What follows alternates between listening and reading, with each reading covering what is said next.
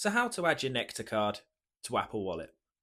So to add your Nectar card to Apple Wallet, if you open up the Nectar card app, it should bring you to this page here. So you just want to go ahead and click on your card right here.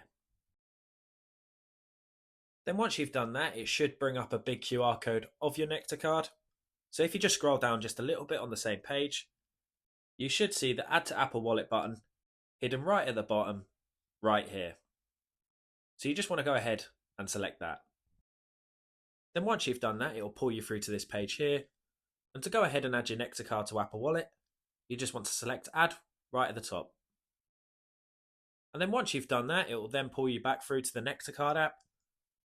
And if you open up your Apple Wallet, you should now see your Nectar card added to Apple Wallet. So you can now go ahead and use it for any Sainsbury's payments going forward. If you found this video helpful, please subscribe as it helps the channel massively. If you have any questions, feel free to comment them below. And thanks again for watching.